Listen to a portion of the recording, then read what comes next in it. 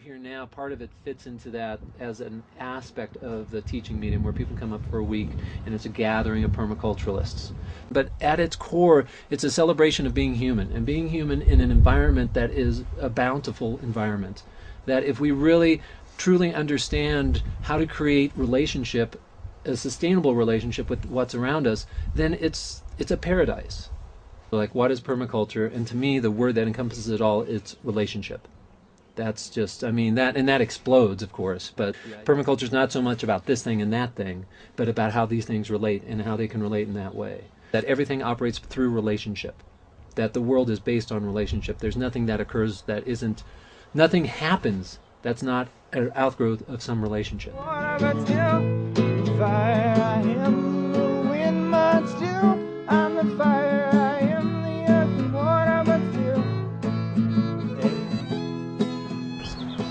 And that's one of, to me, the beauty of permaculture. It's not this unidirectional, or it's not like, here's the problem, here's the solution, slap it all over the world. So forest garden mimics a forest, but then uses that structure and those ideas to create a perennial food production. Permaculture is based on experience, tradition, this and that, but then yeah, there's always this element of rechecking, re-observing what's working, what's not working.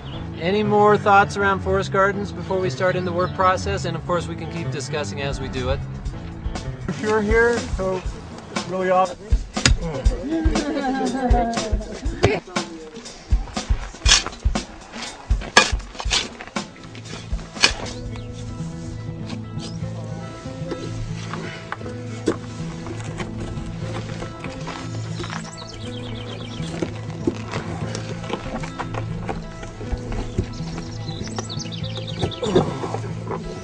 Is that north? It's a little too high. That's still, I think it's perfect. That's actually perfect right there. We are spreading compost around on top of the cardboard sheet mulch in order to conserve moisture and have a downward drift of nutrients into the root system of the tree. I don't pluck them off, and if that's what you mean, like deny them there.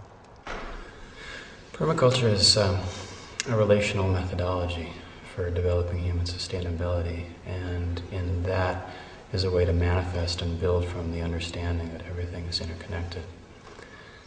Design system for creating ecologically based human habitations that include, of course, a food landscape, but it's much bigger than that also.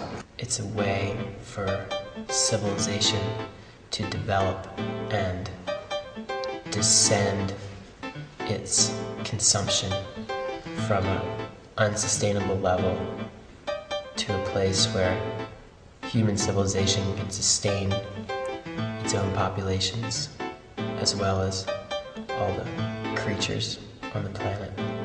Permaculture is about looking at nature and connecting with her and replicating that as much as we can, as gently as we can, for the good of humanity.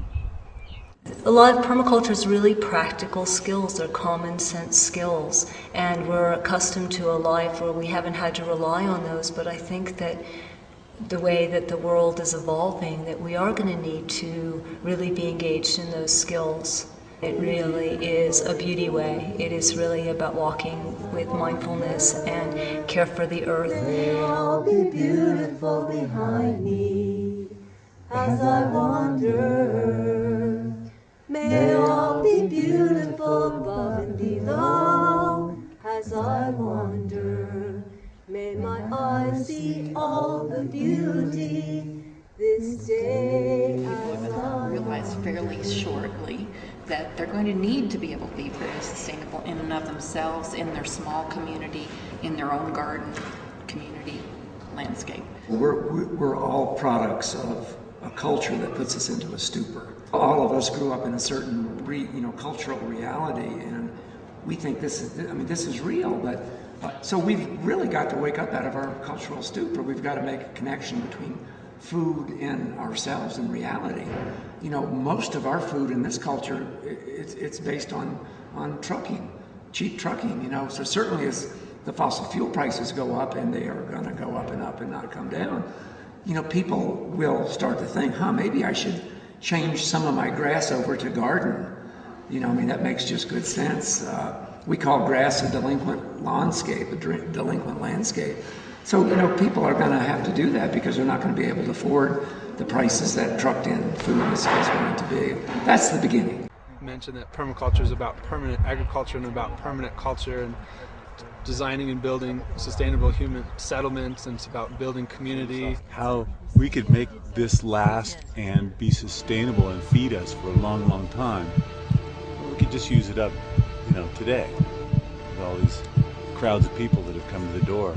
So you guys want to contribute and help to your survival and your friends' survival, or should we just do a mad free-for-all and just, you know, on to the next place until we're groveling in the dirt or something, you know?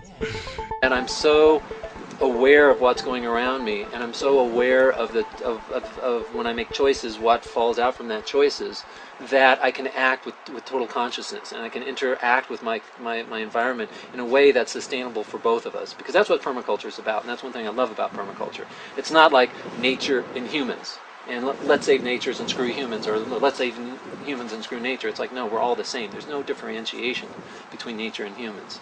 And so it's all about having a happy, healthy human population and a happy, healthy world, and how we can create that together. So the destination I'm going for is that world that is sustainable, a world that has many beauty in it, and much things are growing, diversity, there's opportunities for everybody.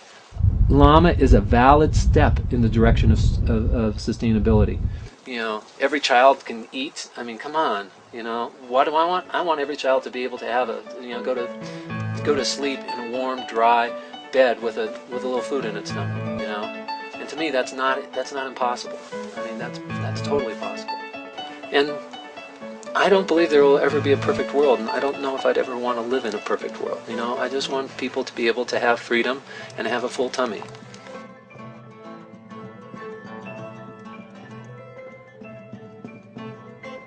Lama is about engaged spirituality. That's the type of spiritual community we are. It's not so much a retreat from the world, but more of a engagement with the world, and how we can how can we manifest or create this divine experience, or this most potential of ourselves in the world. So that's sort of what Lama is about.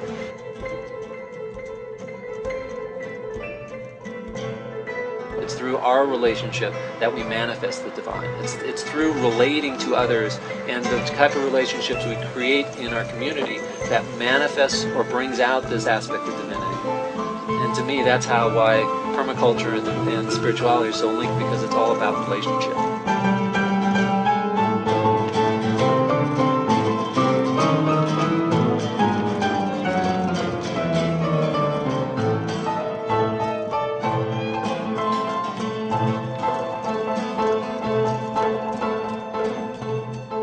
One of the most revolutionary, radical things you can do now is to grow your own food. I encourage everybody to grow their own food if you really want to have a revolution.